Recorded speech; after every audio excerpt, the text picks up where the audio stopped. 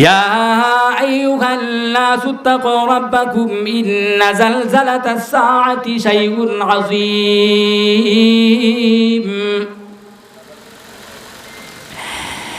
يوم ترونها تذهل كل مرضعة عما أرضعت وتضع كل ذات حمل حملها وترى الناس سكارى وما هم بسكارى ولكن عذاب الله شديد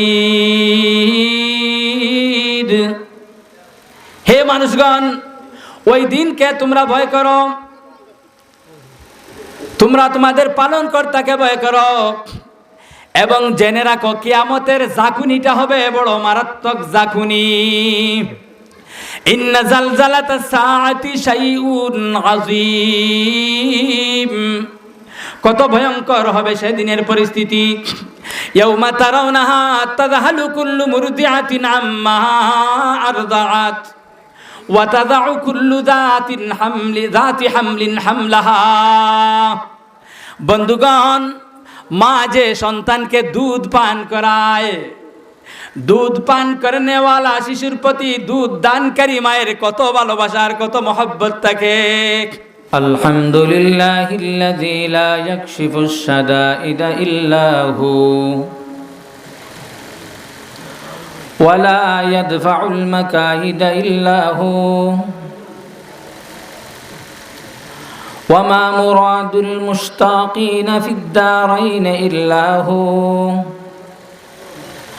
ولا مطلوب الواصلين في الكونين إلا هو العباد كلهم فقراء لا غني إلا هو والناس كلهم ضعفاء لا قوي إلا هو لا حافظ ولا ناصر إلا هو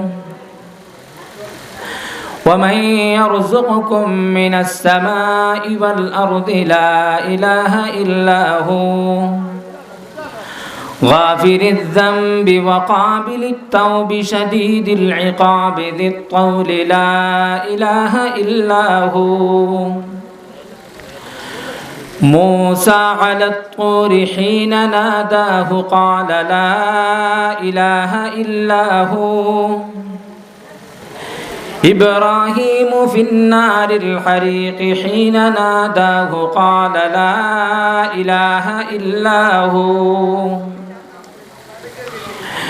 يوسف في قعر البئر حين ناداه قال لا إله إلا هو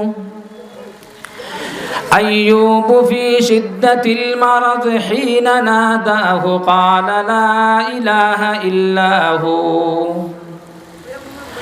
ونشهد أن لا إله إلا هو الحي لا إله إلا هو ونشهد أن محمدا عبده ورسوله صلى الله عليه وعلى آله وأصحابه وسلم تسليما كثيرا كثيرا أما بعد فأعوذ بالله من الشيطان الرجيم بسم الله الرحمن الرحيم وإذ أخذ ربك من بني آدم من ذريتهم وإذ أخذ ربك من بني آدم من ظهورهم ذريتهم وأشهدهم على أنفسهم ألست بربكم قالوا بلى شهدنا أن تقولوا يوم القيامة إنا كنا عن هذا غافلين وقال الله تبارك وتعالى في كلامه المجيد واتقوا يوما ترجعون فيه إلى الله ثم توفى كل نفس ما كسبت وهم لا يظلمون وعن أبي هريرة رضي الله تعالى عنه قال قال النبي صلى الله عليه وسلم أرأيتم لو أن نهرا بباب أحدكم يغتسل فيه كل يوم 5 مرات هل يبقى من درنه قالوا لا يبقى من درنه شيء قال فذلك مثل الصلوات الخمس يمحو الله بهن الخطايا أو كما قال عليه الصلاة والسلام آمنت بالله صدق الله مولانا العظيم وصدق رسوله النبي الأمي الكريم ونحن على ذلك لمن الشاهدين والشاكرين والحمد لله رب العالمين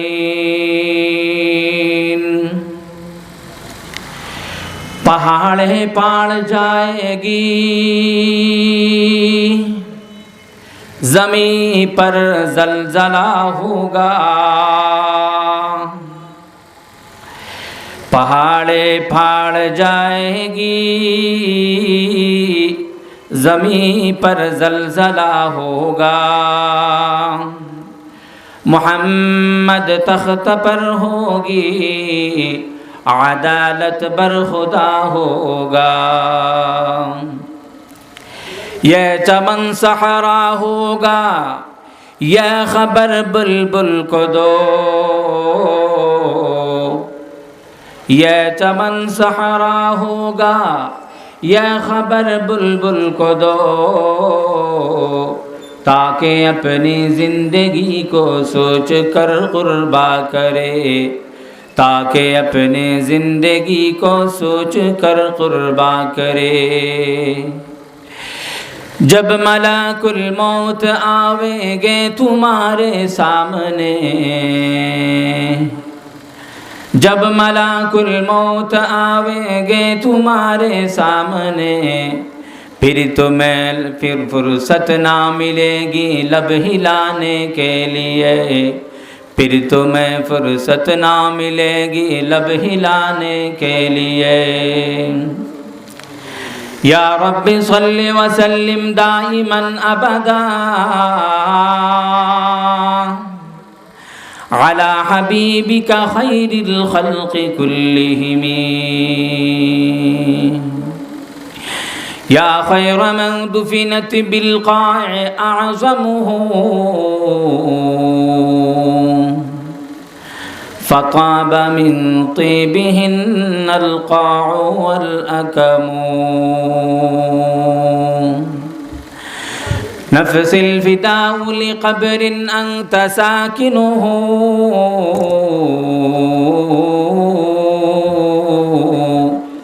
फ़ीहिल अफ़ाफ़ु व फ़ीहिल जूदु वल करमु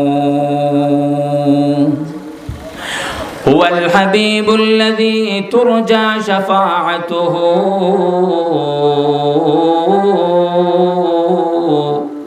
अलस्सिराति इज़ा मा ज़ल्लतिल क़दमु वसाहिबाक ला अंसाहुमा अबदा मिन्निस्सलामु अलैकुम अलैहिमा मा जरल क़लमु या रब्बि सल्लि व सल्लिम दाइमन अबदा अला हबीबिका खैरिल खल्क़ि कुल्लिहिम কয়েক মর্তবা মহাব্বতের সহিত আমরা আমাদের নবীজি সাল্লাল্লাহু আলাইহি ওয়াসাল্লামের উপর দুরূদ শরীফ পড়ি। সাল্লাল্লাহু আলা সাইয়্যিদিনা ওয়া মাওলানা মুহাম্মদ ওয়া আলা আলিহি ওয়া আসহাবিহি ওয়া সাল্লাম। সাল্লাল্লাহু আলা সাইয়্যিদিনা ওয়া মাওলানা মুহাম্মদ ওয়া আলা আলিহি ওয়া আসহাবিহি ওয়া সাল্লাম। বন্ধুগণ, অনেক মানুষ আপনারা আলহামদুলিল্লাহ, কিন্তু দুরূদ শরীফের আওয়াজটা সন্তোষজনক হচ্ছে না। আন্তরিকতার সাথে আল্লাহর হাবিবের উপর দুরূদ শরীফ পড়া একটা ইবাদত, আওয়াজ দিতে লজ্জা পাওয়ার কোনো কারণ নাই।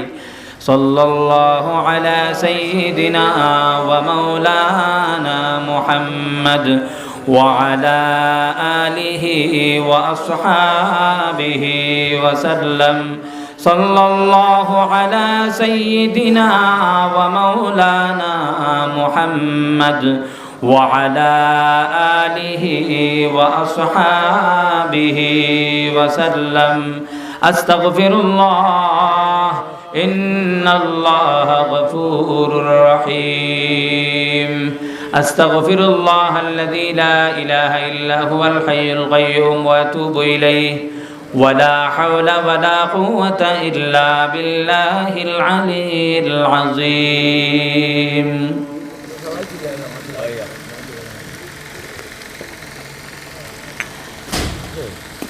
জামিয়া ইসলামিয়া জুলাই মহিলা মাদ্রাসার উদ্যোগে আয়োজিত এনামি জলসার চলমান অধিবেশনের সম্মানিত সভাপতি সাহেব, মঞ্চে উপবিষ্ট উলামায়ে কেরাম, মুরব্বিয়ানে আজম, সামনে আসীন দিন দরদি বন্ধু বান্ধব, সকল বয়স সকল শ্রেণীর মুসলমান ভাই ও বন্ধুগণ এবং পর্দার আড়ালের আমার শ্রদ্ধেয় মা ও বোনেরা, আলোচনার শুরু থেকে আপনাদের সবাইকে জানাই আন্তরিক অভিনন্দন ও প্রাণঢালা শুভেচ্ছা। হাজিরানে মজলিস, রব্বে করিমের কালামে মজিদ থেকে একটি আয়াত রাসূল করিম সাল্লাল্লাহু আলাইহি ওয়াসাল্লামের একটি হাদিস আমি আপনাদের সামনে পাঠ করেছি। এরই আলোকে কর্তৃপক্ষের পক্ষ থেকে যেদিকে আলোচনার ইঙ্গিত করা হয়েছে আমাকে, সেই দিকে আজকের আলোচনাটা পেশ করার চেষ্টা করব। আপনারা আন্তরিকতা সহকারে আমলের নিয়তে, যিনি বলছেন তাকে আল্লাহ তাআলা আমলের তৌফিক যেন দেন, এবং যারা শুনছেন তারা সবাই যেন আমল করার তৌফিক হয়, বলি সবাই আমিন। এই নিয়তে যদি বসেন তাহলে একটাবার দুরূদ শরীফ পড়বেন, একটাবার আল্লাহ পাকের জিকির করবেন। এই জিনিসটা আপনার পরকালে নেকির পাল্লা ভারী হবে। কয়েকবার দুরূদ শরীফ আপনারা পড়েছেন, এবার আল্লাহ পাকের জিকির করুন, বলুন লা ইলাহা ইল্লাল্লাহ, লা ইলাহা ইল্লাল্লাহ, লা ইলাহা ইল্লাল্লাহ, লা ইলাহা ইল্লাল্লাহ, লা ইলাহা ইল্লাল্লাহ, লা ইলাহা ইল্লাল্লাহ মুহাম্মাদুর রাসূলুল্লাহ সাল্লাল্লাহু আলাইহি ওয়াসাল্লাম। যতক্ষণ বসবো ততক্ষণ যাতে আমার নেকির পাল্লাটা ভারী হয়, নেকির পাল্লায় পুঁজি জমা হয়, সামান নেকির পাল্লায় উঠে গুনাহের পাল্লা থেকে গুনাহ কমতে থাকে, তাওবার তালিম নেব, ইস্তেগফারের তালিম নেব, আমলের উৎসাহ উদ্দীপনা নেব। এই সমস্ত আলোচনা থেকে এই নিয়তে যদি আমরা বসি তাহলে ঘন্টা দেড় ঘন্টা সময়ের ভিতরে আমরা আর কেউ উঠবো না ইনশাআল্লাহ। আমরা এই আশা দিতে পারি তো? কারণ মাহফিল থেকে উঠলে দুটি ক্ষতি, একটা হলো একটা গুরুত্বপূর্ণ দিনই কথা থেকে আপনি বঞ্চিত হইলেন, আর একটা হলো আলোচনা যিনি করছেন তার মনে কষ্ট হয়, ওনার মনে হয় হয়তো আমার কথা বুঝতেছে না, নতুবা আমার কথা ভালো লাগতেছে না। যেহেতু আপনারা এই দিনই প্রতিষ্ঠানের ডাকে সাড়া দিয়ে আজকের মজলিসে বসেছেন, ধৈর্য সহকারে ঘন্টা দেড় ঘন্টা সময় আমি আপনাদেরকে বসাবো, এরপর আরও আলোচকগণ আসবেন, আপনারা সময়গুলো আমাদেরকে দেবেন, আশা করি আল্লাহ তাআলা ফায়দা দিবেন। বন্ধুগণ, এই পৃথিবীতে আমরা যারা এসেছি, আল্লাহ তাআলা আমাদেরকে পাঠিয়েছেন এই পৃথিবীতে শান্তিতে দিন কাটিয়ে, অভাব অনটন থাকুক আর সচ্ছলতা থাকুক, দুনিয়ার জীবনটা তো যাবেই। কি মনে করেন ধনী লোক বৃদ্ধ হয় আর গরিব লোক বৃদ্ধ হয় না এমন? নাকি গরিব লোক শুধু বৃদ্ধ হয় আর ধনী লোক বৃদ্ধ হয় না এমন? ধনী হয় গরিব হয় সবাইকে তো একদিন এই দুনিয়ার সফর শেষ করে অবশ্যই যেতে হবে, কেউ আগে আর কেউ পরে। এই আমার আশাটা যাতে সফল হয়, যাওয়াটা যাতে সফল হয়, যাওয়ার পরে যাতে আমি কোনো বিপদে না পড়ি, এই বিষয়ে একটু প্রস্তুতি আমাদের দরকার আছে কিনা? কবি কত সুন্দর বলছেন, মৌত জিস দিন আ গই দুনিয়া কি দৌলত ক্যা হুই, मौत जिस दिन आ गई दुनिया की दौलत क्या हुई, रूह तन से उड़ गई मुर्दा की हालत क्या हुई, आगे मरना पीछे मरना, मरना एक ही दिन हो गई, आगे जाना पीछे जाना, जाना एक ही दिन हो गई, जब मलाकुल मौत आवेंगे तुम्हारे सामने, जब मलाकुल मौत आवेंगे तुम्हारे सामने, फिर तुम्हें फुर्सत ना मिलेगी लब हिलाने के लिए, মৃত্যুর ডাক আমার যখন আসবে, আজরাইল আলাইহিস সালাম যখন আদিষ্ট হবেন আমার জান নেয়ার জন্য, আমাকে আমার প্রাণ নেয়ার জন্য, আমাকে মেরে ফেলার জন্য, আজরাইল ফেরেশতার সাক্ষাৎ আমার যখন হবে, তখন ঠুট নাড়ানোর আর সময়টা পর্যন্ত পাবো না। আগে যাই পরে যাই, যুবক বয়সে মৃত্যু হোক আর বৃদ্ধ বয়সে মৃত্যু হোক আর বাচ্চা বয়সে মৃত্যু হোক, আমাদের প্রত্যেকেই অবশ্যই একদিন মরতে হবে। এই কথাটাকে পৃথিবীর কেউ অস্বীকার করে না, দুনিয়ার কোনো কাফের বেঈমান পর্যন্ত এই কথাটাকে অস্বীকার করে না, সবাই মানে, সবাই স্বীকার করে। প্রাণী মাত্রই মৃত্যুর স্বাদ আস্বাদন করতে হবে। রব্বুল আলামিন কালামে মজিদের মাঝে বলেন, কুল্লু নাফসিন যায়িকাতুল মাউত, মৃত্যুর স্বাদ সবাইকে উপভোগ করতে হবে। ইযা জাআ আজালুহুম ফালা ইস্তাখিরুনা সাআতান ওয়ালা ইস্তাকদিমুন, নির্ধারিত সময় যখন চলে আসবে, মৃত্যুর সময় যখন চলে আসবে, একটু সময়ও সামনে অগ্রসর হবে না, একটু সময়ও পেছনে পেছনে পেছাবে না, অর্থাৎ নির্ধারিত সময়ে আমাদের সবাইকে মৃত্যুর স্বাদ গ্রহণ করতে হবে। এখন বুদ্ধিমান মুমিন মুসলমান নারী পুরুষ সেই যে মৃত্যুর পরবর্তী জীবনকে সাজাবার জন্য দুনিয়ার জীবনে কাজ করে। বন্ধুগণ, কথা সত্য নাকি, সত্য কি না? অবশ্যই। বন্ধুগণ, আমি আপনাদেরকে যৌক্তিকভাবে একটা বার্তার দিকে নিয়ে যাব, যে বিষয়টা একেবারে সহজ, নতুন কোনো বিষয় শোনাবো না, জন্মের পর থেকে এই পর্যন্ত বহুবার শুনেছেন, কিন্তু বিষয়টার যৌক্তিকতা কি, বিষয়টার সায়েন্স কি, বিষয়টার বৈজ্ঞানিক থিওরি কি। একটা বিষয়, গ্লাসে পানি, জগ থেকে যদি গ্লাসে পানি ঢালতে যাই, উপরের পানি গ্লাসে পড়বে, যদি গ্লাসে পানি থাকে তাহলে পড়বে, যদি গ্লাসে পানি না থাকে তাহলে পড়বে না, যদি গ্লাসে দুধ থাকে তাহলে জগের ভেতর যদি দুধ থাকে গ্লাসে দুধ পড়বে, জগের ভেতর যদি কেরোসিন থাকে তাহলে গ্লাসে কেরোসিন পড়বে। একে তো আমরা সবাই জানি, যার শুরু ভালো যার শেষ ভালো তার। এই দুনিয়ার জীবন আমি যেভাবে কাটাবো, এই দুনিয়ার জীবন আমি যেভাবে কাটাবো, আমার মরণও ঠিক সেভাবে হবে। কবরের জিন্দেগিতে আমার সঙ্গে সেই বর্তাও করা হবে, হাসরের ময়দানেও আমি সেইভাবে আমার পুনর্জীবন হবে, আল্লাহর আদালতে আমার দাঁড় হওয়া লাগবে। আবার সেই হাসরের ময়দানের কঠিন অধ্যায়গুলো পাড়ি দিয়ে আমাকে জান্নাত অথবা জাহান্নাম যে কোনো একটি ঠিকানায় আমাকে যেতে হবে। বন্ধুগণ, বিষয়টা কি, এই পৃথিবীতে আপনাকে আমাকে পাঠাবার আগে রুহের জগতে আল্লাহ তাআলা সারা দুনিয়ার সকল মানুষকে, সকল আদম সন্তানকে একত্রিত করে আমাদের সবার কাছ থেকে একটা ওয়াদা নিয়েছিলেন, স্বীকৃতি নিয়েছিলেন। সেই স্বীকৃতিতে আজকের দুনিয়ার কাফির, মুশরিক, বেঈমান, ইহুদি, খ্রিস্টান, মুমিন নির্বিশেষে সবাই আল্লাহ পাকের রুবুবিয়তের সাক্ষী দিয়ে এসেছিলাম আমরা সবাই।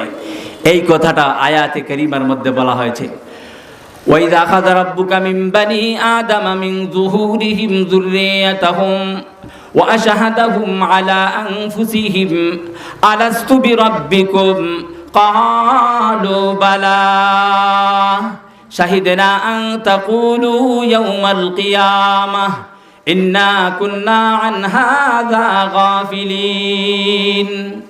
আয়াতের সংক্ষিপ্ত তাফসিরে যদি যাই, প্রশ্ন আসতে পারে আপনাদের অন্তরে, রুহের জগতে আদম আলাইহিস সালাম থেকে নিয়ে কিয়ামত পর্যন্ত যত মানুষ আসবে, যারা অতীত হয়েছে, যারা বর্তমান পৃথিবীতে আছে, সবাইকে আল্লাহ তাআলা কিভাবে একত্রিত করলেন? সবাই তো তখন ছিল না। এজন্যই তো বলা হলো রুহের জগতে। রুহের জগতে সবগুলো রুহকে কিভাবে বের করা হলো? মুফাসসিরিনে কেরাম বলতেছেন, হযরত আদম আলাইহিস সালামের মেরুদণ্ডের মাঝে রব্বুল আলামিন তার কুদরতি হাত বুলালেন। এই কুদরতি হাতের অ্যাকশনটা এমন হইল, হযরত আদম আলাইহিস সালামের ঔরস থেকে যতজন মানুষ পৃথিবীতে জন্মগ্রহণ করেছিল সব তাদের সুরতে চলে আসলো। আবার সেই মানুষগুলোর পেট থেকে, তাদের মেরুদণ্ড থেকে, তাদের যতটা তাদের ঔরস থেকে জন্মগ্রহণ করার ছিল সবাই চলে আসলো। আবার তাদের যারা আসলো, তাদের ঔরস থেকে যারা আসবে সবাই চলে আসলো। এইভাবে একের পরে কিয়ামত পর্যন্ত আগত সবগুলা মানুষ একটা ময়দানে জমা হলো। সবাইকে একত্রিত করে রব্বুল আলামিন সবাইকে প্রশ্ন করলেন, আলাস্তু বিরাব্বিকুম, আমি কি তোমাদের রব নই? বলুন, আমাদের রব কে? একটু বলিষ্ঠ আওয়াজে সবাই, আমাদের রব কে? আমাদের রব কে? আমাদের খালিক ও মালিক কে? আমরা একমাত্র কার ইবাদত করি? আমরা একমাত্র কার পথে, কার নামে জীবন দান করি? বন্ধুগণ, এই আল্লাহ পাক রব্বুল আলামিন সেই রুহের জগতে সবগুলো মানব জাতি থেকে স্বীকৃতি নিয়েছিলেন, জিজ্ঞাসা করেছিলেন, প্রশ্নচ্ছলে আমাদেরকে বলেছিলেন, আলাস্তু বিরাব্বিকুম, আমি কি তোমাদের রব নই? বর্তমান দুনিয়ার ট্রাম্প বলেন আর বাইডেন বলেন এবং রাসূলুল্লাহর যুগের আবু জাহেল, আবু লাহাব, উতবা সাহেবা সহ যত ইতিহাসের যত কাফের, যত বেঈমান, যত মুশরিক, আল্লাহ দ্রোহী যত ফেরাউন, নমরুদ, কারুন আছে, সবাই সমস্বরে আল্লাহ পাকের সেই কথার স্বীকৃতি দিয়ে এসেছিল, জি জি বালা, জি জি আপনি আমাদের রব। কিন্তু দুনিয়ার জীবনে এসে আমরা সবাই অনেকেই আল্লাহ পাক রব্বুল আলামিনকে ভুলে যাই। কত মানুষ দুনিয়াতে এসে রুবুবিয়তের দাবি করে আল্লাহর বিরুদ্ধে যুদ্ধ ঘোষণা করে। কত মানুষ দুনিয়াতে এসে আল্লাহ পাকের নাফরমানি করে, আল্লাহর রাজত্বের বিরুদ্ধে নিজের রাজত্ব কায়েম করে, আল্লাহর রুবুবিয়তের বিরুদ্ধে নিজের রুবুবিয়তের বহিঃপ্রকাশ ঘটায়। আবার কত মানুষ পৃথিবীতে এসে জুলুমের রাজত্ব কায়েম করে। কত মানুষ পৃথিবীতে আসে জালেম হয়ে যায়, মজলুমের উপর নির্যাতন নিপীড়ন চালাতে থাকে, আল্লাহর বান্দাদেরকে, আল্লাহর মাখলুকদেরকে পৃথিবীতে শান্তিতে বসবাস করতে দেয় না। এই সবগুলো মানুষ রব্বুল আলামিনের সেই মহাসম্মেলনে, রুহের জগতের মহাসম্মেলনে স্বীকৃতি দিয়ে এসেছে, অবশ্যই আপনি আমাদের রব। আয়াতে আল্লাহ তাআলা বলতেছেন, এই স্বীকৃতি আমি তোমাদের কাছ থেকে কেন নিলাম?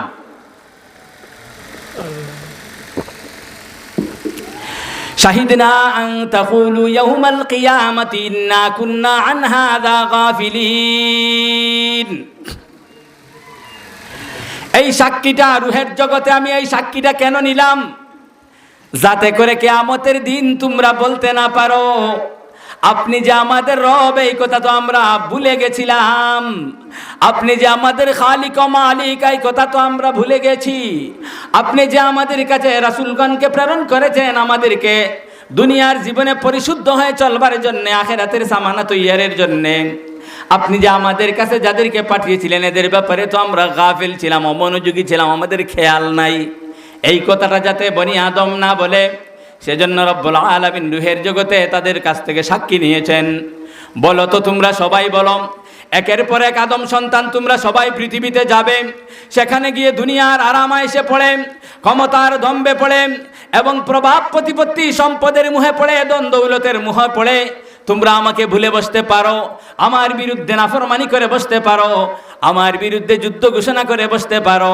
এজন্য রব্বুল আলামিন রুহের জগতে আমাদের কাছ থেকে স্বীকৃতি নিয়েছেন। বন্ধুগণ, দুনিয়ার জীবনের এই সংক্ষিপ্ত সফর পর্যায়ক্রমে আমাদের চলতেছে। আমাদের বাপদাদা পূর্বপুরুষরা দুনিয়া সফর শেষ করে কবরের জগতে চলে গেছেন। আমরা বর্তমান দুনিয়ার জীবনের সফরে আছি, কিছুদিন পর আমরা কবরের জগতে চলে যাব, অথবা যখন যার মৃত্যু আসবে তখন কবরের জগতে চলে যাব। আমাদের ভবিষ্যৎ প্রজন্ম যখন দুনিয়াতে আসবে তারাও তাদের দুনিয়ার সফরে শেষ করে কবরের জগতে চলে যাবে। এই কবরের জগতে যাওয়ার পর আমার দুনিয়ার জীবনের পরীক্ষা নেওয়া হবে। রুহের জগতে আল্লাহ আমাদেরকে রুবুবিয়তের যে শিক্ষা দিয়েছিলেন সেই শিক্ষা সম্পর্কে আমাকে জিজ্ঞাসা করা হবে। সেই শিক্ষা সম্পর্কে আমাকে অবশ্যই জিজ্ঞাসা করা হবে। আবু দাউদ শরীফের 4753 নম্বর হাদিস আমি আপনাদের সামনে এর মর্মটা উপস্থাপন করব বন্ধুগণ। এই হাদিসে সুস্পষ্টভাবে এসেছে, মুরদারকে যখন কবরে শোয়ানো হয় তখন মুনকার নাকির নামক দুজন ফেরেশতা আসেন। তারা এসে এই মুরদারকে, এই মৃত ব্যক্তিকে উঠাইয়া বসান। আল্লাহ পাকের পক্ষ থেকে এই ব্যক্তির ভেতর রূহ দিয়ে দেওয়া হয়, প্রাণ দিয়ে দেওয়া হয়। এই ব্যক্তিটাকে তারা দুজন উঠাইয়া বসান। জিজ্ঞাসা করেন মার রাব্বুক, তোমার রবকে। জিজ্ঞাসা করেন ওয়ামা দীনুক, তোমার ধর্ম কি? মুহাম্মদুর রাসূলুল্লাহ সাল্লাল্লাহু আলাইহি ওয়াসাল্লামের সূরত দেখিয়ে বলেন, সূরতে মিসালি দেখিয়ে বলেন ওয়ামা হাদার রাজুলুল্লাযী বুইসা ফীকুম, এই যে লোকটাকে প্রেরণ করা হয়েছিল তোমাদের কাছে ইনি কে? এই তিনটা প্রশ্নের উত্তর যদি আমরা দিতে পারি আল্লাহ পাকের পক্ষ থেকে ঘোষণা করা হবে এই আমার বান্দাটা সত্য কথা বলেছে, তার জন্য তোমরা জান্নাতি বিছানা বিছিয়ে দাও, তাকে জান্নাতি পোশাক পরিয়ে দাও, জান্নাতের সঙ্গে তার জানালা সরাসরি কানেকশন করে দাও, জান্নাত থেকে আরামের খুশবু আর সুগন্ধ আসতে থাকবে, মিশকে আম্বরের ঘ্রাণ আসতে থাকবে, জান্নাতের আবহাওয়া আসতে থাকবে।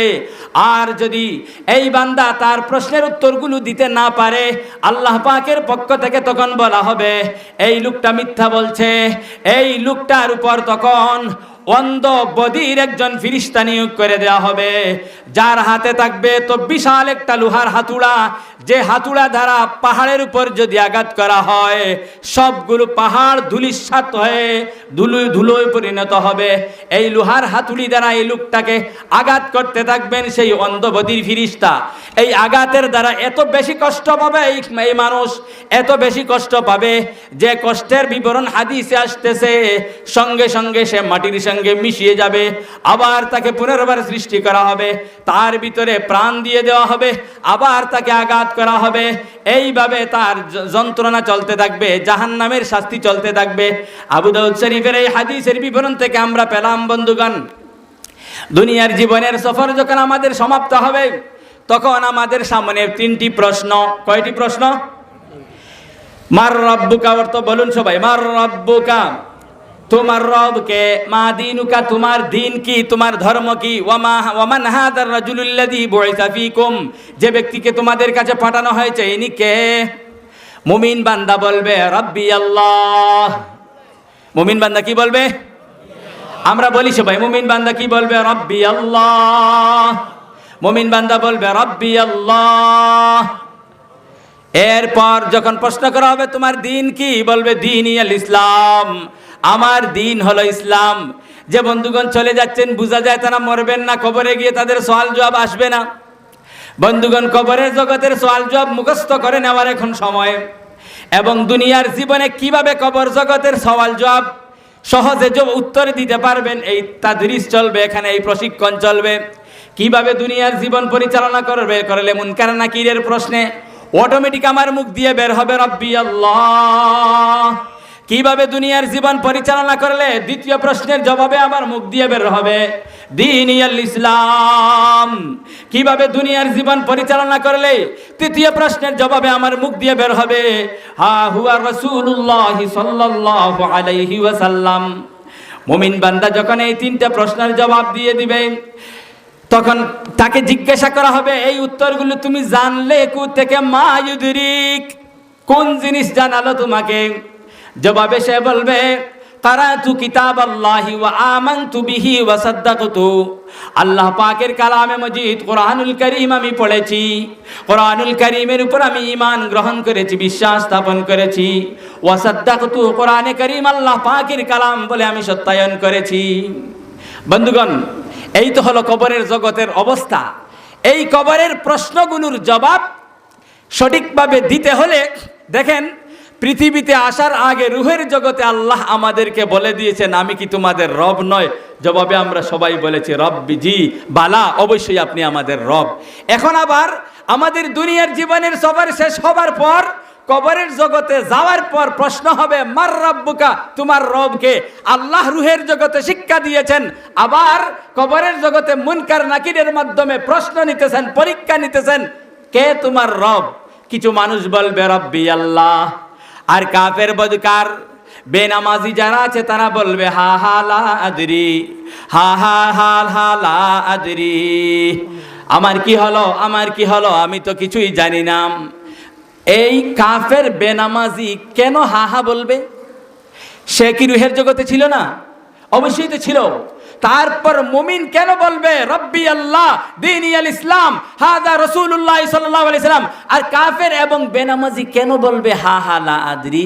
এর কারণ হলো রুহের জগতের সেই শিক্ষাটা, আল্লাহ পাকের রুবুবিয়তের স্বীকৃতির সেই শিক্ষাটা দুনিয়ার জীবনে চর্চা করে নাই।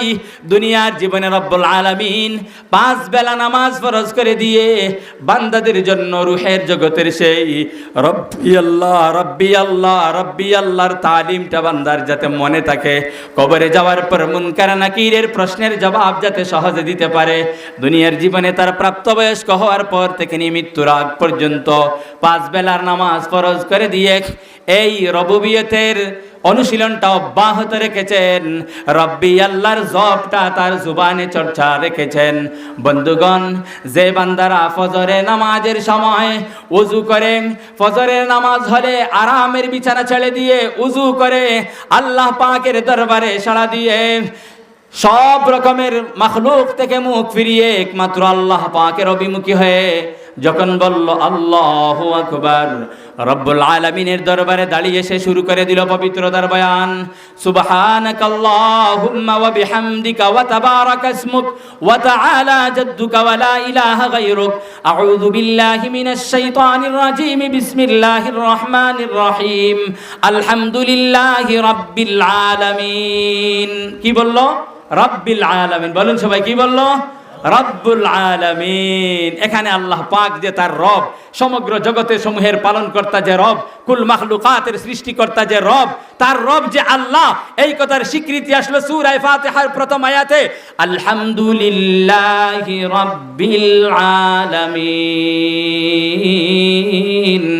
সূরা ফাতিহা শেষ করে এর সঙ্গে আরেকটা সূরা মিলিয়ে বান্দা যখন রুকুতে গেল, আল্লাহর কুদরতি দরবারে সম্মানের রুকু সে করতেছে। আল্লাহু আকবার বলি সবাই, আল্লাহু আকবার বলিষ্ঠ আওয়াজে বলি, শয়তান দূরে চলে যাবে। আল্লাহু আকবার, আল্লাহু আকবার বলে বান্দা যখন রুকুতে গেল, দেখেন তো কত প্রেমময় আলাপ করেছে তার রব্বুল আলামিনের সঙ্গে। বলছে সুবহানা রাব্বিয়াল আযীম। বন্ধুগণ, এই কথাটা তো আমরা মুখ দ্বারা বলি, বান্দা এবং তার খালিক ও মালিকের মধ্যকার এই কথাটা কত প্রেমময় আলাপ, কত প্রেমের আলোচনা এই কথাটার মাঝে রয়েছে। যদি এর অর্থের দিকে একটু আমরা খেয়াল করে দেখতে পারবো, সুবহানা রাব্বিয়াল আযীম শব্দের অর্থ হলো আমার মহান পালনকর্তার পবিত্রতা বয়ান করেছি, আমার মহান পালনকর্তার পবিত্রতা বয়ান করেছি। বলি সবাই, আমার মহান পালনকর্তার পবিত্রতা বয়ান করেছি, আমার মহান পালনকর্তার পবিত্রতা বয়ান করেছি। 3 বার অথবা 5 বার অথবা 7 বার যতটুকু সময় পারে বান্দা যখন বলল আমার মহান পালনকর্তার পবিত্রতা বয়ান করেছি, সুবহানা রাব্বিয়াল আযীম, এই কথাটা বলে দেখেন আল্লাহ পাকের দরবারে রুকুতে গিয়ে বান্দা যখন বলে আমার মহান পালনকর্তার পবিত্রতা বয়ান করেছি। জামাতে নামাজের আরো কত সুন্দর সূরত দেখেন, ইমাম সাহেব 50 জন 100 জন 200 জন মুসল্লিকে পিছনে নিয়া সবাই সমস্বরে আল্লাহু আকবার বলে যখন আল্লাহর কুদরতি দরবারে রুকু করতে গেলেন, ইমাম সাহেব সহ সকল মুসল্লিগণ সমস্বরে আল্লাহ পাকের পবিত্রতা বয়ান করেছেন। আমার মহান পালনকর্তার পবিত্রতা বয়ান করেছি। আল্লাহ পাক কত খুশি হন।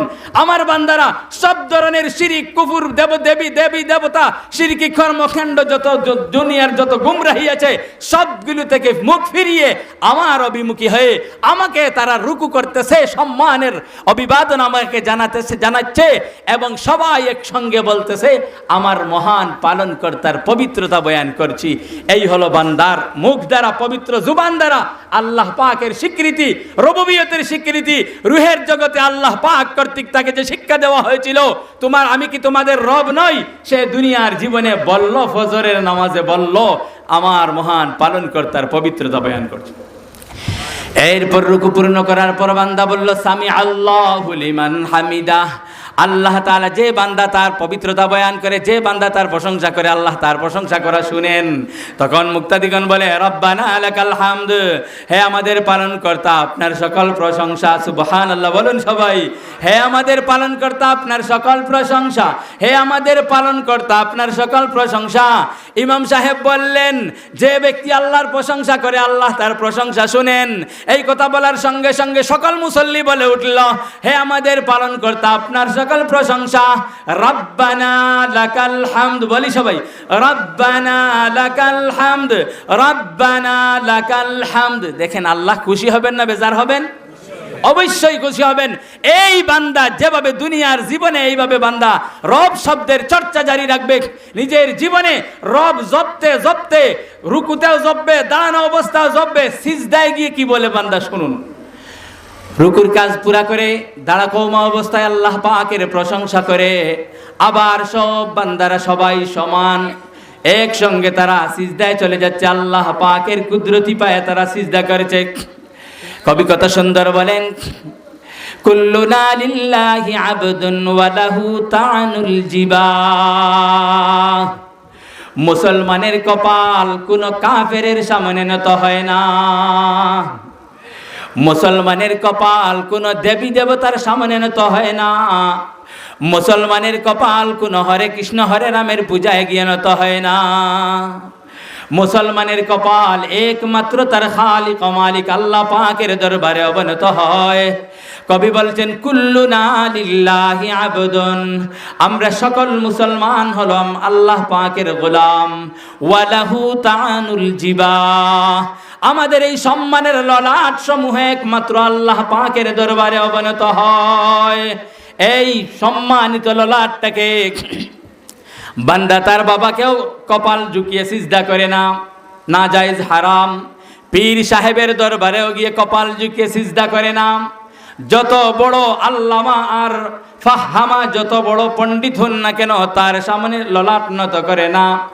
মুসলমান শ্বশুরকে সম্মান করে, শাশুড়িকে সম্মান করে, মা বাবাকে সম্মান করে, সম্মানের যত শ্রদ্ধাভাজন ব্যক্তি তারা আছেন সবাইকে সম্মান করে, কিন্তু কারো সামনে মাথা নত করে না। যে মুসলমানরা মাজারে গিয়ে মাথা নত করে, পীরের মাজারে গিয়ে সিজদা দেয়, এদের ঈমান ধ্বংসশীল। যে মুসলমানগণ পীরের দরবারে গিয়ে সিজদা বনত হয়, এদের ঈমান শিরিকে পরিপূর্ণ। আর শিরিকওয়ালা কোনো ঈমান আল্লাহ পাকের কাছে গ্রহণযোগ্য নয়। কি বলেন ঠিক কিনা? শিরিকওয়ালা কোনো ঈমান আল্লাহ পাকের কাছে গ্রহণযোগ্য নয়।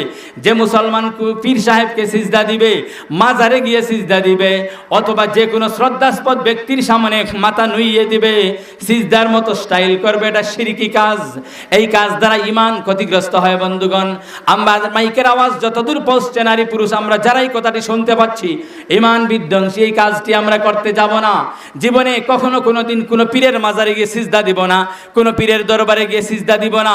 শ্বশুর শাশুড়ি মা বাবা যারা শ্রদ্ধার ব্যক্তিগণ আছেন, কাউকে মাথা ঝুঁকিয়ে সালাম দেব না। সালাম যেটা ইসলাম আমাদেরকে শিক্ষা দিয়েছে, সুন্নত তরিকার সালাম। আল্লাহর হাবিব সাল্লাল্লাহু আলাইহি ওয়াসাল্লাম বলেছেন, আফশুস সালাম ওয়া তুইমুত তাআম ওয়া সাল্লু বিল লাইলি ওয়ান নাসু নিয়াম তাদখুলু জান্নাত রাব্বিকুম বিসালাম। বেশি বেশি সালাম প্রচার করো, ক্ষুধার্তদেরকে খাবার খাওয়াও। মানুষেরা রাত্রিবেলা যখন ঘুমন্ত অবস্থায় আছে, তখন তুমি রাত্রেবেলা উঠে নামাজ পড়ো, তাহাজ্জুদের নামাজ পড়ো। তাদখুলু জান্নাত রাব্বিকুম বিসালাম, তখন তোমার পালনকর্তার জান্নাতে তুমি সালামতির সাথে শান্তিভাবে তুমি জান্নাতে প্রবেশ করবে। কয়টি কাজ বন্ধুগণ? কয়টি কাজ? তিনটি কাজ। জান্নাতে যাওয়ার কয়টি কাজ? তিনটি কাজ। আফসুস সালাম, বেশি বেশি করে সালাম করা। আমরা মনে করি সালামের হকদার তো হলো শুধু শ্বশুর, আর নিজের ঘরের মা বাবাকেও সালাম করতে কিছুটা শরম শরম লাগে। বড় আশ্চর্যের বিষয় মুসলমান, সালাম এমন একটা আদর্শ, এমন একটা সুন্নত, সালামের প্রচার প্রসার বেশি বেশি করে দেখুন, আপনার শত্রু আপনার বন্ধু হয়ে যাবে। যার সঙ্গে দীর্ঘদিন থেকে মনোমালিন্য, যার সঙ্গে বিভিন্ন রকমের আপনার একটু দুশ্মনী ভাব রয়েছে, এই লোকটাকে যখন দেখা হবে আপনি আল্লাহ রাসূলের শিক্ষা দেওয়া সুন্নত তরিকার সালাম প্রদান করুন। দেখবেন একদিন, 2 দিন, 3 দিন পর আপনার তার ভিতরে আর কোনো ভিতর পরিষ্কার হয়ে যাবে, কোনো বিদ্বেষ আপনার প্রতি থাকবে না, হাসি মুখে আপনার সঙ্গে কথা বলা শুরু করবে। এই সুন্নত সালামের মাঝে এমন অ্যাকশন রয়েছে, এই সালামের মাঝে আমরা বিভিন্ন রকমের বিকৃতি নিয়ে এসেছি। কেউ ডিজিটাল সালাম করি, কেউ স্টাইলের সালাম করি, কেউ আবার প্রেমের সালাম করি, কেউ আবার পাইসের সালাম করি। এই সালামগুলো সব হলো ইসলাম বিবর্জিত। সুন্নত তরিকার সালাম হলো আসসালামু আলাইকুম ওয়া রাহমাতুল্লাহ। তানবী রাহমাতুল্লাহি আলাইহি আদাবুল মুআশারাত গ্রন্থে লিখেছেন, বেশি লম্বা করলে মুসলমানের কষ্ট হবে, সহজ ব্যবস্থা হলো আসসালামু আলাইকুম। বলি সবাই, বিশুদ্ধ সালামের তাদরিব আসসালামু আলাইকুম। বলিয়া ভাই, আবার বলি, কোনো অসুবিধা নেই ভাই। সুন্নতের তালিমে যদি আমরা আগ্রহ না থাকে তাহলে এই মাহফিল আর এই মাইক, এই খরচগুলো কি জন্য? বলি সবাই আসসালামু আলাইকুম,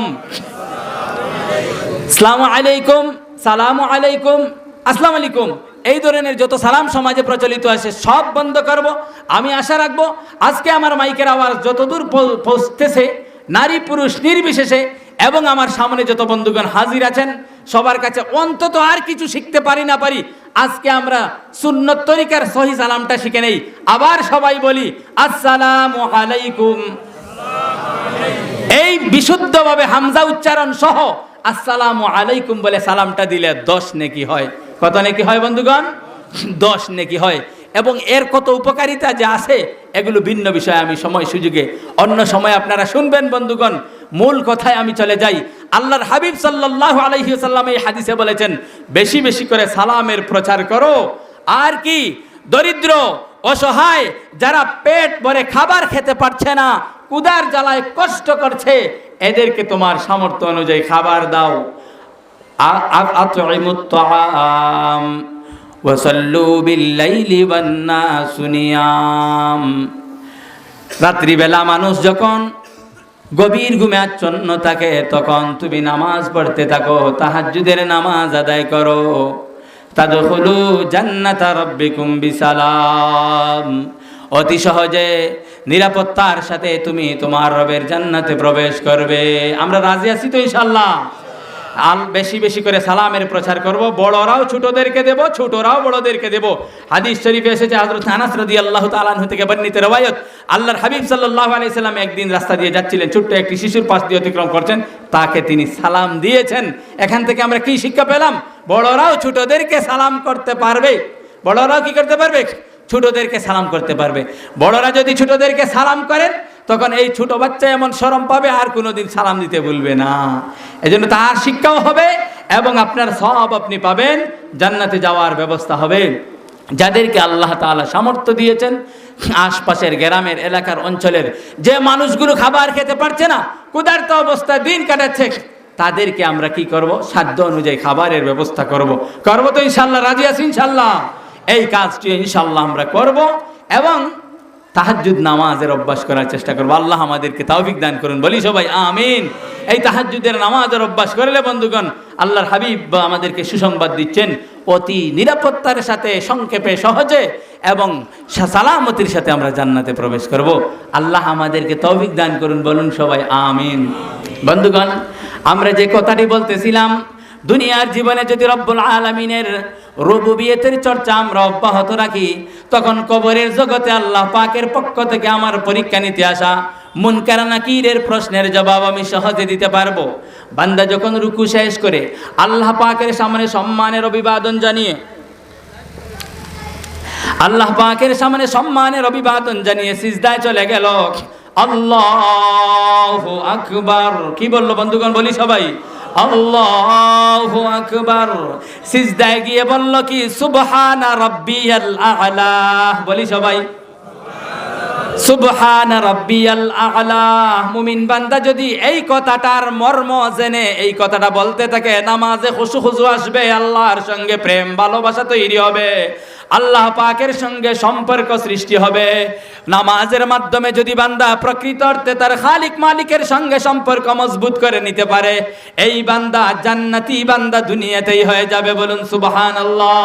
আল্লাহর হাবিব সাল্লাল্লাহু আলাইহি ওয়াসাল্লাম বলেন, ভালোভাবে উযু করে খুশু খুজু সহকারে যে বান্দা হেফাজত সহকারে নামাজ কায়েম করলো, 5 বেলার নামাজ আদায় করলো জামাতের সহিত, আল্লাহ পাকের জিম্মাদারি হয়ে যায় এই বান্দাকে মাফ করে দেওয়া। বলুন সুবহানাল্লাহ। আর যে বান্দা নামাজের হেফাজত করলো না, খুশু খুজু সহকারে নামাজের পাবন্দি করলো না, এই বান্দাকে মাফ করে দেওয়ার কোনো গ্যারান্টি নেই। ফালাইসা আলাল্লাহি আহদুন ইনশা গাফারালা ওয়া ইনশা আযাবা। আল্লাহ পাকের উপর কোনো দায়িত্ব নেই, চাইলে মাফ করে দেবেন, চাইলে তাকে শাস্তি দেবেন। বোঝা গেল, দুনিয়ার জীবনে যদি জান্নাতের গ্যারান্টি পেয়ে যেতে চাই, প্রত্যেক মুমিন মুসলমানের জন্য নামাজের পাবন্দির বিকল্প নাই। কি বলেন? অবশ্যই সবাইকে নামাজের পাবন্দি করতে হবে বন্ধুগণ। 15-16 বছর বয়স থেকে নিয়ে যখন থেকে আমি বালেগ হয়ে গেছি, যখন থেকে আমার শরীরে বিশেষ যৌবনের একটা শক্তি অর্জন হয়ে গেছে, আল্লাহ পাকের দান বিশেষ যৌবনের শক্তি যখন থেকে আমার ভিতরে এসেছে, তখন থেকে নিয়ে আমার উপর নামাজ ফরজ হয়ে গেছে। আল্লাহ পাকের দরবারে একটা ফরজ ওয়াক্ত যদি আমি ছাড়ি, কঠিন বিচারের মুখোমুখি হতে হবে। 3 ওয়াক্ত নামাজ পড়লাম, 2 ওয়াক্ত পড়লাম না, কাজ হবে না। 4 ওয়াক্ত নামাজ পড়লাম, 1 ওয়াক্ত নষ্ট করে দিলাম ঘুমের দ্বারা, ফজরের নামাজ আদায় করলাম না, কাজ হবে না। আল্লাহর হাবিব সাল্লাল্লাহু আলাইহি ওয়াসাল্লাম মাগফিরাতের যে সুসংবাদ দিয়েছেন, সেই সুসংবাদ হলো পরিপূর্ণভাবে 5 বেলা নামাজ খুশু খুজু সহকারে হেফাজতের সহিত আদায় করার শর্তে শর্তযুক্ত। আল্লাহর হাবিব সাল্লাল্লাহু আলাইহি ওয়াসাল্লাম উম্মতকে যে প্রেমময় নামাজের শিক্ষা দিয়ে গেছেন বন্ধুগণ, মুমিন বান্দা যখন সিজদায় যায় গিয়ে বলে, আল্লাহ পাকের সঙ্গে প্রেমের আলাপ শুরু করে দেয়, সুবহানা রাব্বিয়াল আ'লা। কোটার অর্থ হলো মহামর্যাদাবান আমার রবের আমি পবিত্রতা বয়ান করছি। সুবহানাল্লাহ। আ'লা মানে হলো মহামর্যাদাবান, রব্বি অর্থ হলো আমার রব, আমার পালনকর্তা। সুবহান শব্দের অর্থ হলো আমি পবিত্রতা বয়ান করেছি।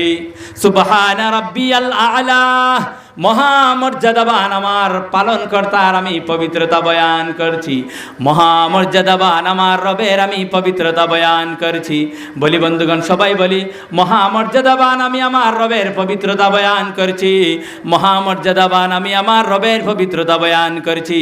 এই বাংলা কথাটা আরবিতে আল্লাহর রাসূলের শিক্ষা দেওয়া পদ্ধতিতে যখন বান্দা সিজদায় গিয়ে বলল, সুবহানা রাব্বিয়াল আ'লা, সুবহানা রাব্বিয়াল আ'লা, সুবহানা রাব্বিয়াল আ'লা। এরপরে এক সিজদা থেকে উঠে বান্দা আবার বলতেছে, রব্বি গফিরলি ওয়ারহামনি, আল্লাহুম্মা গফিরলি ওয়ারহামনি ওয়াহদিনি ওয়ারযুকনি। হে আল্লাহ, আমাকে মাফ করে দাও, আমাকে রহম করো, দয়া করো, আমাকে দয়া করো, মায়া করো। ওয়ারযুকনি, আমার জন্য উত্তম রিজিকের ব্যবস্থা করো। আল্লাহ পাকের দরবারে 2 সিজদার মাঝখানে বান্দা এই আবেদন জানালো, এই প্রেমের আবেদন, প্রেমের প্রেসক্রিপশন আল্লাহ পাকের দরবারে কি করলো? বান্দার পক্ষ থেকে আবেদনটা সেখানে দাখিল করলো। এরপর যখন আবার দ্বিতীয় সিজদায় গিয়ে মখলুক তার খালিকের সঙ্গে, বান্দা তার প্রেমময় রব তাআলার সঙ্গে আবার প্রেমের আলাপটা জুড়ে দিল, সুবহানা রাব্বিয়াল আ'লা, সুবহানা রাব্বিয়াল আ'লা, সুবহানা রাব্বিয়াল আ'লা। এইভাবে ধারাবাহিকভাবে বন্ধুগণ, এইভাবে ধারাবাহিকভাবে তার যখন রব শব্দের জপ চলতেছে, দৈনিক 5 বেলা নামাজে যত রাকাত আছে, প্রতিটি রাকাতে 2টি করে সিজদা, প্রতিটি রাকাতে 2টি করে সিজদা। 4 রাকাতের ফরজ হলে 8টি সিজদা, 8টি সিজদাত প্রত্যেক সিজদায় কমপক্ষে 3 বার রব শব্দের জপ হচ্ছে, রব শব্দের অনুশীলন হচ্ছে। 4 রাকাত নামাজের মাঝে আমরা পেলাম 8টি সিজদা, 24 বার রব শব্দের জপ হচ্ছে। মাত্র 4 রাকাত নামাজের হিসাবে শুধু সিজদার হিসাব মিলাইলে 24 বার রব শব্দের জপ হচ্ছে। রুকুতে আরো কতবার হচ্ছে, কেরাতে আরো কতবার হচ্ছে, মাঝখানের তাসবিহ তাহলিলে আবার কতবার রব শব্দের জপ হচ্ছে আল্লাহুম্মা ইন্নী যালামতু নাফসি, হে আল্লাহ আমি নিজের উপর জুলুম করেছি, গুনাহ খাতা করে, আপনার নাফরমানি করে আমার নিজের উপর জুলুম করেছি, জুলমান কাসীরা, এই জুলুমের কোনো সীমা পরিসীমা নেই। ওয়ালা ইয়াগফিরুয যুনুবা ইল্লা আনতা, হে আমার পালনকর্তা আল্লাহ, আপনি ছাড়া আমার গুনাহসমূহ মাফ করার আর কেউ নেই। ফাগফিরলি মাগফিরাতাম মিন ইনদিকা, আপনার পক্ষ থেকে আমাকে মাফ করে দিন। ইন্নাকা আনতাল গফুরুর রহিম, নিশ্চয় আপনি ক্ষমাশীল দয়াবান। এই রকমের বান্দা এবং তার আল্লাহ পাকের সঙ্গে প্রেমের আলাপ চলতে থাকে নামাজে। যে মুমিন বান্দা দৈনিক 5 বেলার নামাজের পাবন্দি করলো, এইভাবে জপতে থাকলো রব্বি আল্লাহ রব্বিয়াল আজিম রব্বিয়াল আলা রব্বিয়াল আজিম, 15 বছর 16 বছর বয়স থেকে নিয়ে যত বছর বেঁচে থাকুক মৃত্যুর আগ পর্যন্ত দৈনিক শত শতবার হাজার হাজার বার বান্দা এইভাবে রব তাআলার জপ করছে, আল্লাহ পাকের রুবুবিয়তের স্বীকৃতি দিচ্ছে। রুহের জগতে রব্বুল আলামিন তাকে যে শিক্ষাটা দিয়েছিলেন, সেই শিক্ষাটা থেকে তার জীবনের পরতে পরতে জপতে ছিল, অনুশীলন বাস্তবায়ন করেছিল। এই বান্দা যখন মৃত্যুর পর কবরে গিয়ে মুনকার নাকিরের সাক্ষাৎ পাবে, মুনকার নাকিরের প্রশ্ন যখন তার কাছে আসবে, মার রাব্বুকা, এখন আপনারা নামাজ নিয়মিত আদায় করতেছেন, বলেন তো দেখি মুনকার নাকির যদি আপনাকে প্রশ্ন করে জবাব কি দিবেন? রব্বি আল্লাহ, কি জবাব দিবেন? রব্বি আল্লাহ, কি জবাব দিবেন? রব্বি আল্লাহ, কি জবাব দিবেন? এরপর প্রশ্ন হবে মা দিনুকা, জবাব দিবেন দীন আল ইসলাম। এই জবাব তো কারো গায়ের জোরে দিতে পারবো না, গায়ের জোরে দিতে পারবো না, দিতে হবে। দিতে হলে আল্লাহ আমাকে দেওয়ার তৌফিক দিতে হবে। কি বলেন? জবাব দিতে হলে মুনকার নাকিরের প্রশ্নের জবাব সঠিকভাবে দিয়ে কবরে জান্নাতি শান্তি হাসিল করে পরকালে সফল হতে হলে আল্লাহ আমাকে তৌফিক দিতে হবে জবাব দেওয়ার।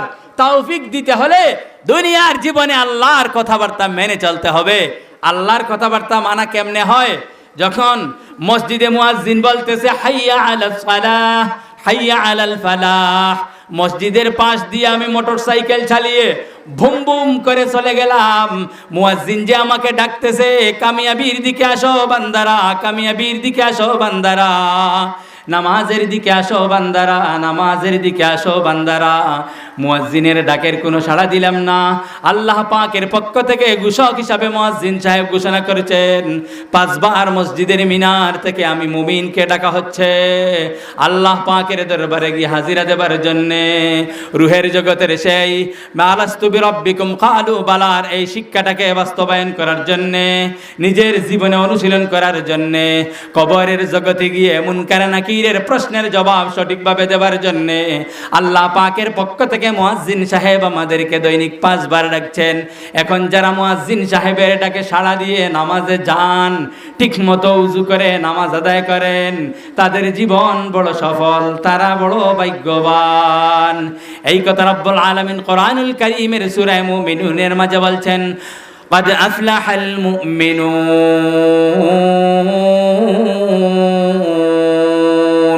الذين هم في صلاتهم خاشعون والذين هم عن اللغو معرضون والذين هم للزكاة فاعلون والذين هم لفروجهم حافظون ইল্লা আলা, সবাইকে ফিরে যেতে হবে। রব্বুল আলামিনের ভাষায় কোরআনুল কারীমের ভাষ্য হলো ওয়াত্তাকু ইয়াওমান তুরজাউনা ফীহি ইলাল্লাহ, হে দুনিয়ার মানুষেরা ওই দিনকে তোমরা ভয় করো। ওয়াত্তাকু ইয়াওমা, ওই দিনকে তোমরা ভয় করো। তুরজাউনা ফীহি ইলাল্লাহ, আল্লাহ পাকের কাছে তোমাদের সবাইকে ফিরিয়ে নেওয়া হবে। সুম্মা তুওয়াফা কুল্লু নাফসিম মা কাসাবাত, প্রতিটি মানুষকে দুনিয়ার জীবনের তার কামাই সম্পর্কে তার বদলা দেওয়া হবে, বিনিময় দেওয়া হবে। নেক কাজ করে থাকলে তার নেকির বদলা দেওয়া হবে, খারাপ কাজ করে থাকলে তার খারাপের বদলা দেওয়া হবে। কুল্লু নাফসিম মা কাসাবাত ওয়া হুম লা ইউজলামুন। এই দুনিয়ার জীবনের যার যার কামাইয়ের প্রতিদান দেওয়ার বেলায় রব্বুল আলামিন কারো উপর কোনো জুলুম করবেন না। এমন হবে না বড় ধরনের নেকির কাজ করেছে তাকে ছোট্ট একটা পুরস্কার দিবেন, এমন হবে না ছোট্ট গুনাহ করেছে তাকে আবার খুব বেশি শাস্তি দিয়ে দেবেন। রব্বুল আলামিনের দরবারে কোনো ধরনের জুলুমের কোনো কারবার নেই। আল্লাহ পাক কোরআনুল কারীমে বলছেন, ওয়া মা রাব্বুকা বিযাল্লামিল লিল আবিদ, আপনার পালনকর্তা বান্দাদের সঙ্গে কোনো রকমের সামান্যতম জুলুমের আচরণ করবেন না। কিয়ামতের ময়দানে বন্ধুগণ, আল্লাহ পাকের দরবারে আমাদের সবার সমবেত হবে। সেই ময়দানটা হবে বড় ভয়ঙ্কর ময়দান। কবরের জগৎ পাড়ি দেওয়ার পর সেই ময়দানটা হবে বড় ভয়ঙ্কর ময়দান। দুনিয়ার জীবনে মন চাচ্ছে তো নামাজ পড়ছি, মন চাচ্ছে তো নামাজ ছেড়ে দিচ্ছি, মজা লাগছে তো গান শুনছি, মজা লাগছে তো হারাম বেগানা মহিলার ছবি দেখছি। কিন্তু বন্ধুগণ, কিয়ামতের ময়দানে কঠিন বিপদের মুখে পড়তে হবে। এরকম মন চাহি জিন্দেগি কাটালে, মন চাইলে নামাজ পড়বেন, না চাইলে ছেড়ে দিবেন, এমন জিন্দেগি কাটালে কিয়ামতের ময়দানে কত কঠিন মুসিবতের মাঝে পড়বেন। দেখেন কবির ভাষ্য হলো, পাহাড়ে পাহাড় যায়গি জমি পর জলজলা হোগা, पहाड़े फाड़ जाएगी ज़मीं पर ज़लज़ला होगा, मोहम्मद तख्त पर होगी अदालत बरखुदा होगा।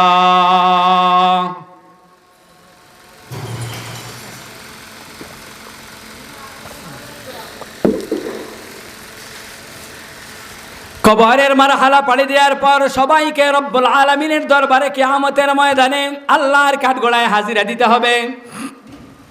সেই ময়দানের কত ভয়ঙ্কর চিত্র হবে, সেদিন মানুষ কি করবে।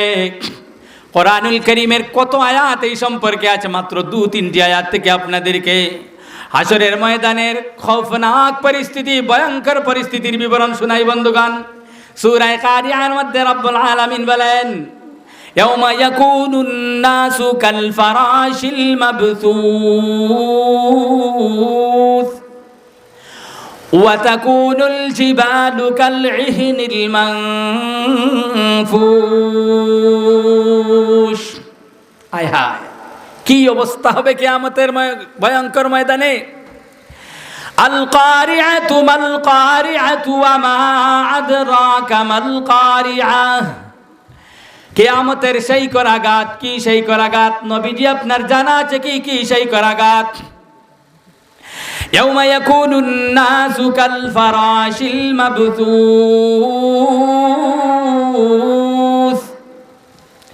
বিক্ষিপ্ত পঙ্গপালের ন্যায় সেদিন মানুষগুলো দৌড়াদৌড়ি করতে থাকবে।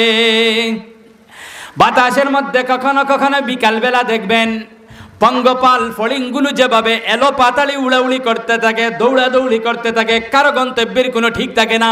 কে কোন দিক থেকে কোন দিকে যাবে কোনো কিছুর ঠিক নাই। যে দৌড়াচ্ছে সেও বলতে পারে না কোথায় যাব, আবার কেউ কারো খবর বলতে পারে না। কিয়ামতের কঠিন ময়দানে বন্ধুগণ, রব্বুল আলামিনের হাসরের ময়দানের কাঠগড়াটি এত ভয়ঙ্কর হবে, সেদিন মানুষ বিক্ষিপ্ত পঙ্গপালের মতো দৌড়াদৌড়ি করতে থাকবে। পাহাড়গুলোর অবস্থা কি হবে, কত মজবুত বিশাল বিশাল পাহাড়গুলো, পাথরের পাহাড়, মাটির পাহাড়, চুনার পাহাড়। পাহাড়ে ফাড় যায়গি জমি পর জলজলা হোগা, সবগুলো পাহাড় একেবারে ধুলি ধূসরিত হয়ে যাবে। তুলো ধুনার পর যেভাবে তুলার ছোট্ট ছোট্ট অংশ বাতাসে উড়াউড়ি করতে থাকে, মাটিতে ভালোভাবে কোনো কিছু দৌড়ে যাওয়ার সময় যেভাবে ধুল উঠতে থাকে বন্ধুগণ, বিশাল বিশাল আকৃতির পাহাড়গুলো সেদিন এইভাবে একেবারে ধুলি ধূসরিত হয়ে ভেঙ্গে ভেঙ্গে উঠতে থাকবে। ওয়াতাকুনুল জিবালু কালইহনিল মানফুশ।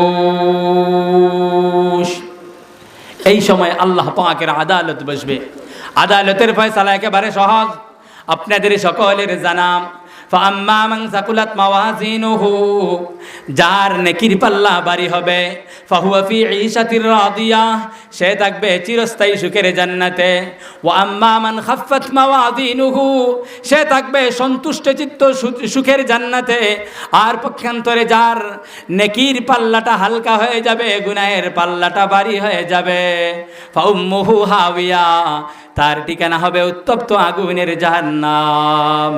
ওয়ামা আদরাকা মা হিয়া নারুন হামিয়া।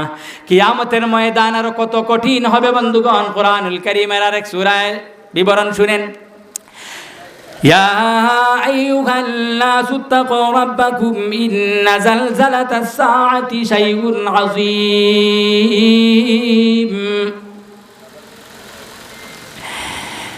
يوم ترونها تذهل كل مرضعة عما أرضعت وتضع كل ذات حمل حملها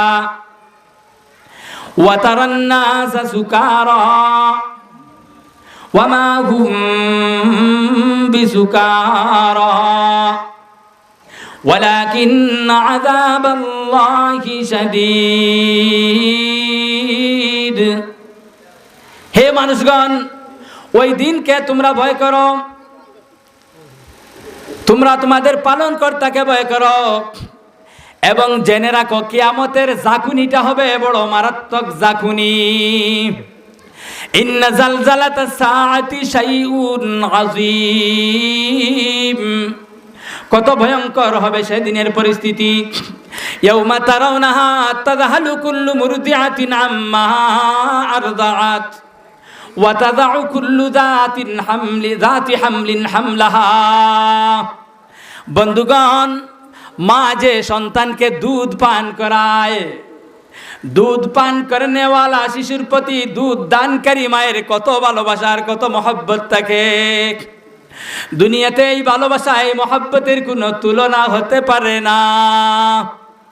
বন্ধুগণ, একটা ঐতিহাসিক ঘটনা যদি আপনাদেরকে শোনাই, বুঝবেন দুধের শিশুর প্রতি একজন মায়ের কতটা ভালোবাসা থাকে। তুরস্কে বেশ কয়েক বছর আগে চীন দেশে একটা মারাত্মক ধরনের ভূমিকম্প হয়েছিল। সেই ভূমিকম্পে বিল্ডিংয়ের ধ্বংসস্তূপের নিচে একজন মা তার দুধ পানকারী শিশু আটকে গিয়েছিলেন। বিল্ডিংয়ের ধ্বংসস্তূপের নিচে আটকা পড়লে কখনো কখনো সেখানে জীবিত থাকতে পারেন, কিন্তু বের হওয়ার পথ থাকে না। বিল্ডিংয়ের নিচে আটকা পড়েছিলেন। লিন্টারের স্লিপারের নিচে পড়ার কারণে এই মা এবং এই সন্তান প্রাণে বেঁচে গিয়েছিলেন, কিন্তু বের হতে তো পারছেন না। এই ধ্বংসস্তূপের নিচে মা আর সন্তান বেঁচে আছেন। একদিন দুই দিন পর্যন্ত এই সন্তান যখন কাঁদে তখন মা তার বুকের দুধ পান করায়, কিন্তু যখন 2 দিন চলে গেল, 3 দিন চলে গেল, তখন বুকের দুধ শুকিয়ে আসলো। মা তো খাবারের জন্য পানিও পাচ্ছে না, কোনো ধরনের খাবার পাচ্ছে না। এখন আবার কিভাবে তার শরীরে দুধ আসবে? মা কিন্তু মায়ের খাবার ঠিক না থাকলে স্তনে দুধ আসে না, তখন আর সন্তান পান করার জন্য কিছু পায় না। ধ্বংসস্তূপের নিচে পড়ে আছে মা এবং তার সন্তান। রাষ্ট্রীয়ভাবে এদিকে উদ্ধার কাজ চলতেছে, একসঙ্গে তো আর সব কিছু করা যায় না। অনেক তলা মাটির নিচে যাইতে যাইতে এই মা সন্তানকে উদ্ধার করতে করতে 15 দিন সময় লেগে গেল। আল্লাহ পাকের বিশেষ কুদরতে এই মা এবং সন্তান 15 দিন পর্যন্ত বেঁচে থাকলো, বিনা খানিতে বিনা পানিতে। আল্লাহ পাকের পক্ষ থেকে যদি ফয়সালা না হয়, মৃত্যুর ফয়সালা যদি না হয়, না খাইলে মানুষ মারা যায় না, অনেক দিন পর্যন্ত বাঁচতে পারে। তার শরীরের ভিতরে যে চর্বি আছে, এই কথাটা এখন চিকিৎসা বিজ্ঞানীরাও বলে, শরীরের ভিতরে যে চর্বি আছে সেই চর্বি থেকে তার খাবারের প্রয়োজন চলতে থাকে, সেই চর্বি থেকে তার পেটের প্রয়োজন চলতে থাকে। এজন্য না খেলে সাধারণত মানুষ মারা যায় না। অসুস্থ যারা আছে ভিন্ন কথা, সাধারণ সুস্থ মানুষের ক্ষেত্রে না খেলে মারা যায় না। এই মা আর সন্তান মারা যায় নাই, 15 দিন পর্যন্ত জীবিত ছিল। 15 দিন পর্যন্ত 15 দিন পর যখন উদ্ধার কর্মীদের উদ্ধার অভিযান সফল হলো, এই মাকে এবং তার সন্তানকে বিল্ডিংয়ের নিচ থেকে যখন উদ্ধার করা হলো, জিজ্ঞাসা করা হলো, তখন দেখা গেল এই মায়ের হাতের 10টা আঙ্গুল, প্রতিটি আঙ্গুলের সামনের অংশটা কাটা। হাতের 10টা আঙ্গুলের প্রতিটি আঙ্গুলের সামনের অংশটা কাটা। এমনভাবে বিশ্রীভাবে কাটা, দেখে মনে হচ্ছে দাঁত দ্বারা কামড়ে কামড়ে কেটে ফেলেছে। উদ্ধারকারীগণ জিজ্ঞাসা করলো, তোমার হাতের আঙ্গুলগুলো এভাবে কাটা কেন?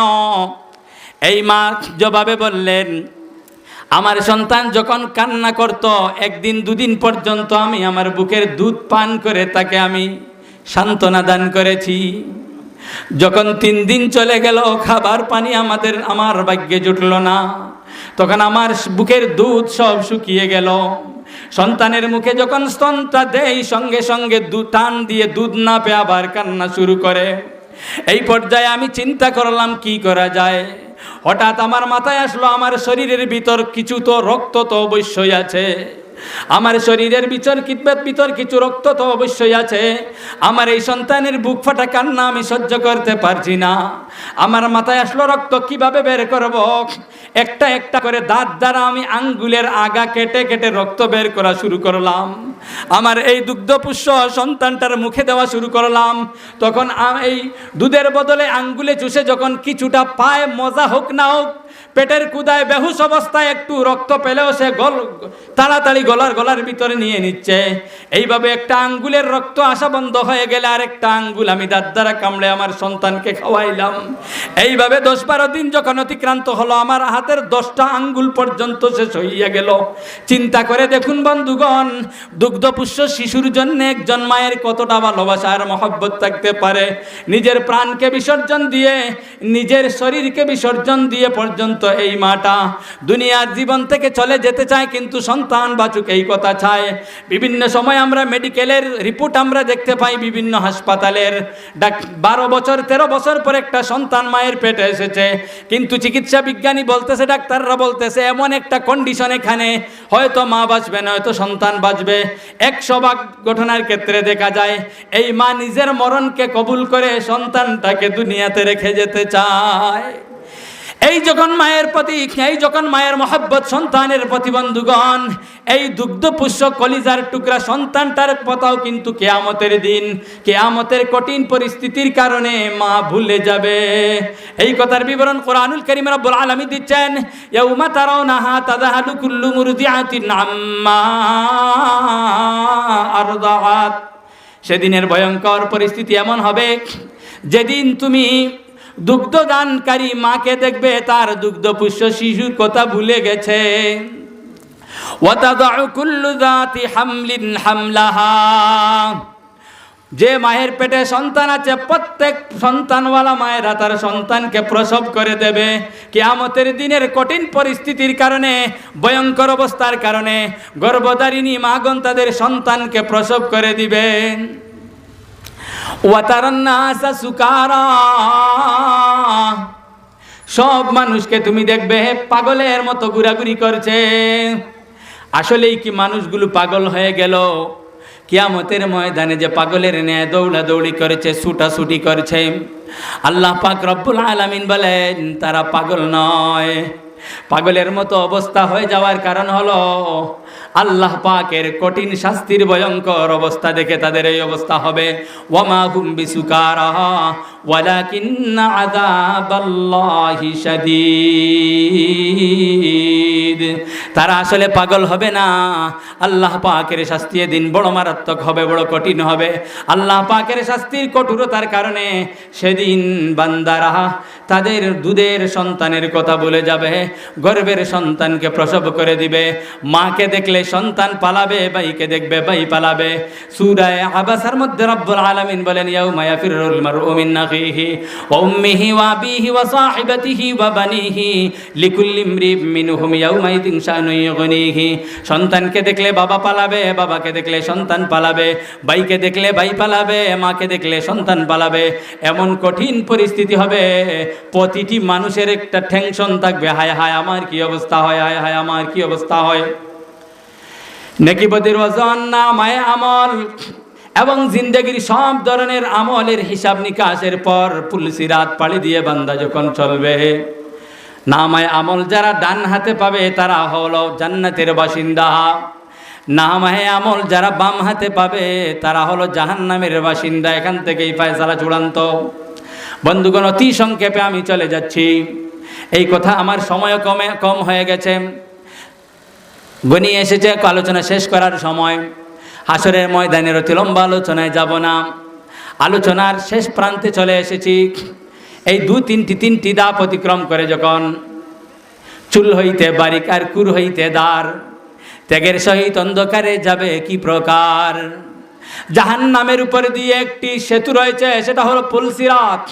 এই সেতু অতিক্রম করে প্রত্যেক মানুষকে যেতে হবে।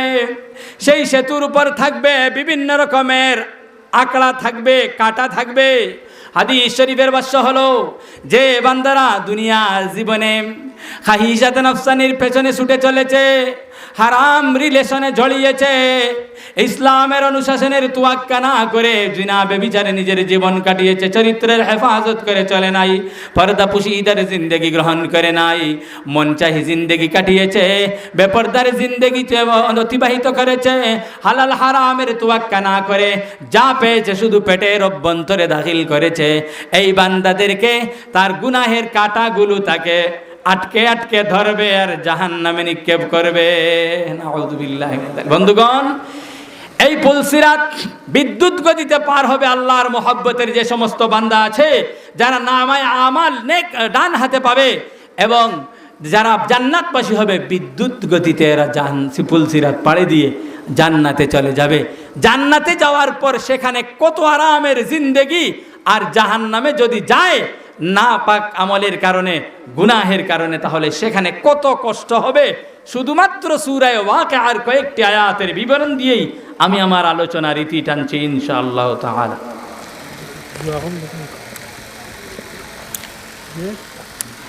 বন্ধুগণ, একেবারে সংক্ষেপে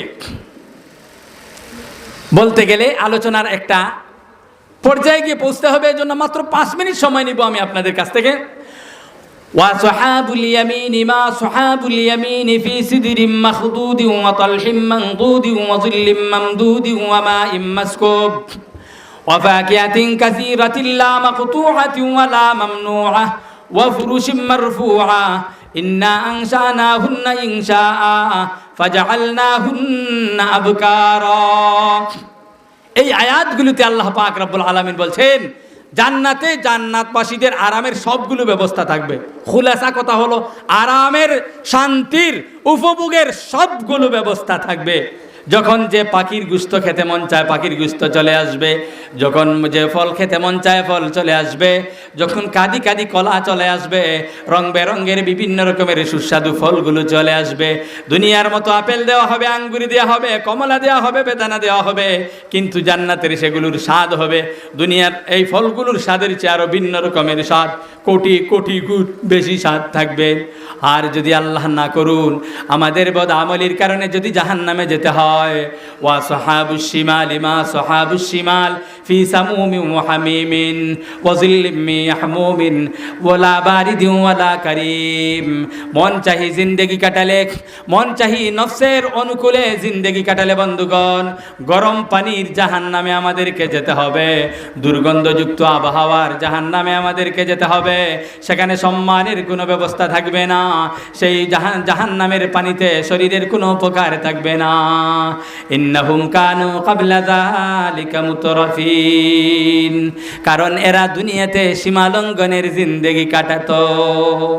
বন্ধুগণ, আল্লাহ পাক রব্বুল আলামিন আমাদেরকে নামাজের পাবন্দি করে, শরীয়তের সকল আদেশ নিষেধের পাবন্দি করে জান্নাতি হিসাবে মৃত্যুবরণ করার তৌফিক দান করুন, বলুন সবাই আমিন। এবং জাহান্নাম থেকে আমাদেরকে আল্লাহ তাআলা হেফাজত করুন, বলুন আমিন। গাজা উপত্যকার নির্যাতিত নিপীড়িত মুসলমানদেরকে আল্লাহ তাআলা রহমত করুন, দয়া করুন এবং তাদের কঠিন পরিস্থিতি থেকে আল্লাহ তাআলা জলদি জলদি তাদেরকে উদ্ধারের ব্যবস্থা করুন, বলি সবাই আমিন। ওয়া আখিরু দাওয়ানা আনিল হামদুলিল্লাহি রাব্বিল আলামিন।